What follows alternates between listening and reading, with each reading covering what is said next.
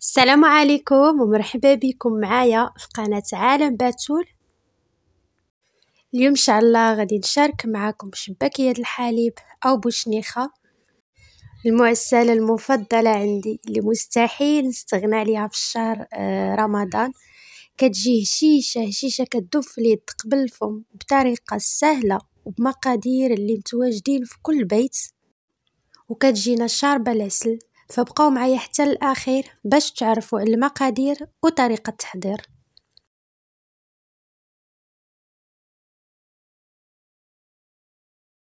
فبالنسبة للمقادير انا غادي نعاودهم لكم. هنايا راني كنت صورت داك المقطع الاول، كان راه تحذف لي، كنت مصوره فيه المقادير، وكنت فاش كنت هكا كنخويهم في الدقيق وكل شيء.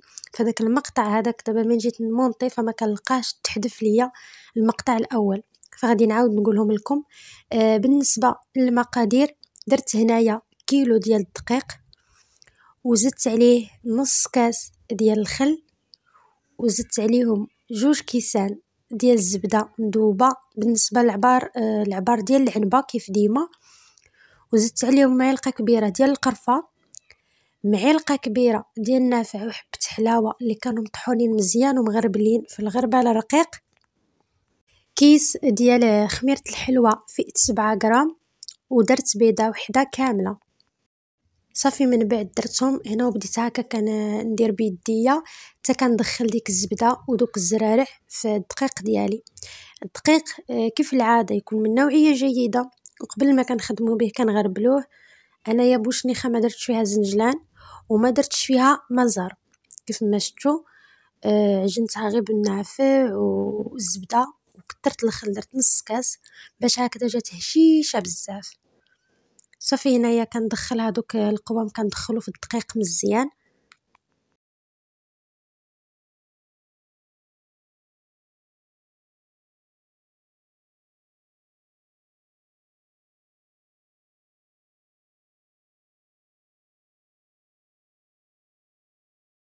فبالنسبه انا هنا كيف ما شفتوا ما درتش مسكه الحره، ما درتهاش كاع لا في الشباكيه ولا في السلو، وما درتهاش حتى في بوشنيخه، حيت مسكه الحره اللي كتشوفوا كتباع ديال 10 دراهم و 20 درهم هذيك راه ماشي مسكه حره فري.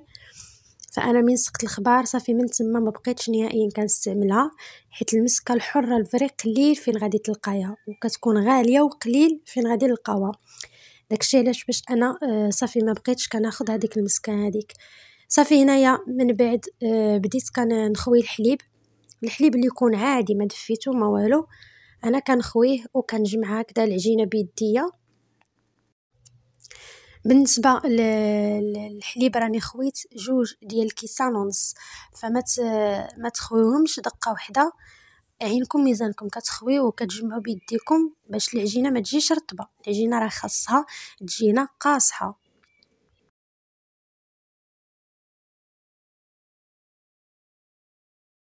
صافي هنايا انا دخلت فيها 2 كيسان ونص ديال الحليب، بعد ما عجنتها دلكتها غير واحد الدلكه خفيفه ماشي بزاف.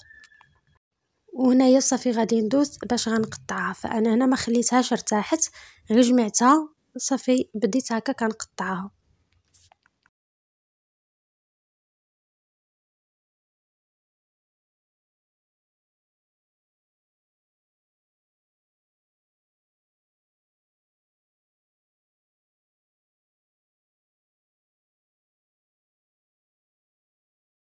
هنايا بعد ما قطعت العجينه ديالي غادي نشكلها على شكل هكا كويرات، واللي شكلتها كنديرها في السلوفان.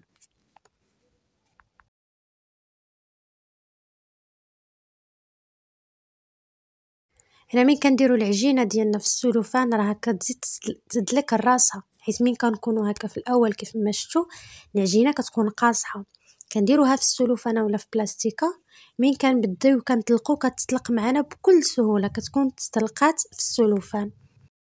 صافي هنايا بعد ما شكلت انا الكويرات ديالي كاملين، غادي نبدا باول وحده، غادي نطلقها وغادي نطويها على شكل مسمنه كيف ما درنا في الزلابيه تماما. صافي اللي شكلتها على شكل مسمنه كنعاود نردها للسلوفان.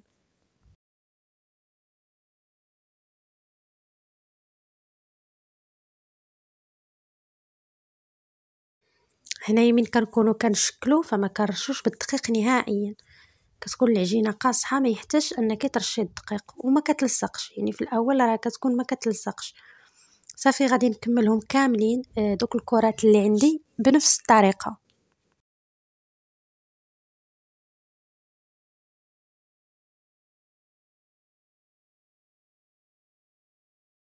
بعد ما كملت العجينة ديالي كاملة غادي نديرها كاملة في جنب، وغادي نبدا باول وحدة هي اللي غادي نطلق.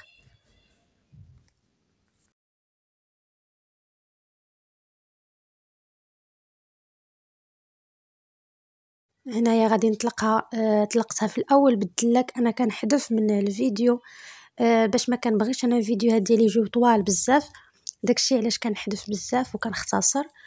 فطلقتها في الاول بالدلاك ومن بعد دوزتها في الماكينه.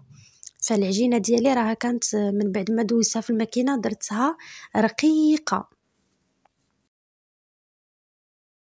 يعني ماشي رقيقه بزاف، رقيقه رقيقه يعني صافي حتى كيبقى يبان سطح العمل، لا راهي الا درتوها رقيقه بزاف راه هادوك الشعيرات ديال بوشنيخه غادي يبقاو هكا كيطرطقوا لكم في القلي. فبالنسبة للناس اللي غادي يخدموها هكا بالماكينة، فكاينة الماكينة اللي يعني الرق ديالها هو رقم 1، وكاينة اللي العكس بحال أنا دابا الماكينة ديالي الرق ديالها هو رقم 7، يعني الغليظة كاع كتكون رقم 1. يعني أنا ما وصلتش كاع لرقم 7 لحقاش رقم 7 راها كتكون رقيقة، انت كدوري وهي كتقطع رقيقة بزاف، حبستها حد رقم 5. والناس اللي عندهم الرق ديالها هو رقم 1 فغادي تحبسوها لرقم 3، يعني ما توصليهاش لرقم 1 ورقم 2، راها كتكون رقيقة بزاف، تما راها غادي تبدا كتقطع لك. بعد ما طلقت العجينة ديالي، أنا غير من كنت كنصور هكذا كنت كانت شوية معذباني الماكينة.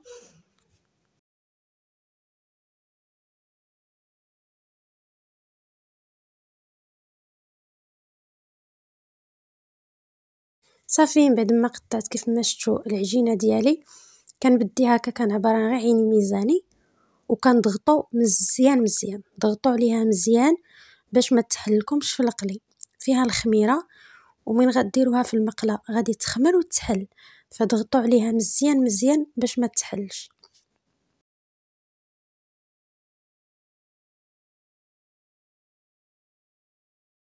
فبوشنيخة كتكون سهلة في الخدمة ديالها بزاف بزاف وسريعة، عكس الشباكية كتاخد لنا شوية ديال الوقت فهادي دغيا دغيا يعني تكمليها دغيا دغيا، سريعة في الخدمة ديالها.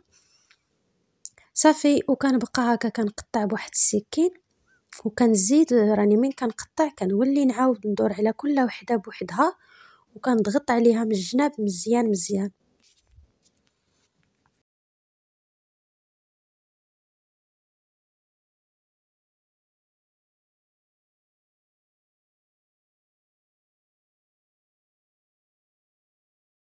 هكذا من تكونوا كتهزوهم حلوهم هكا واحد شوية وزيروهم من الجناب.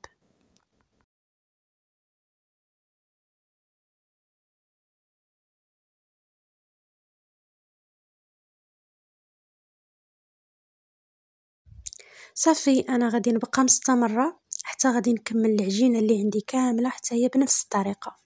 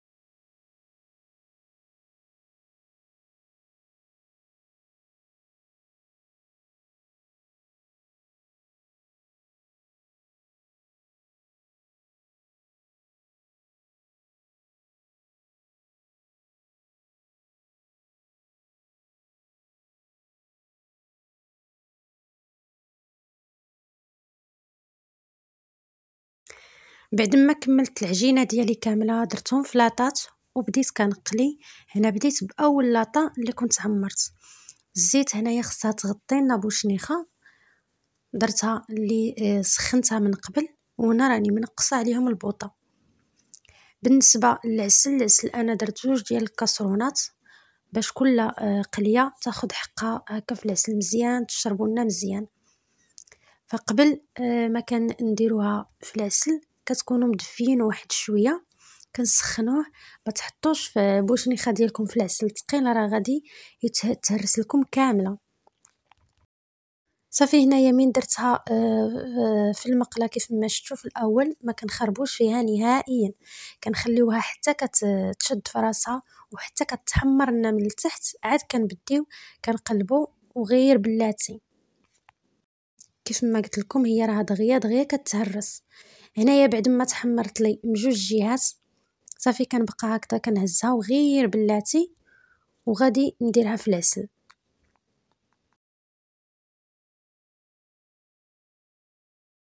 فشحال ما جلسات في العسل شحال ما مزيان، هي راه بحال الشباكيه، شحال ما خليتيها في العسل شحال ما مزيان وكتبقى شاده لك العسل واحد المده طويله.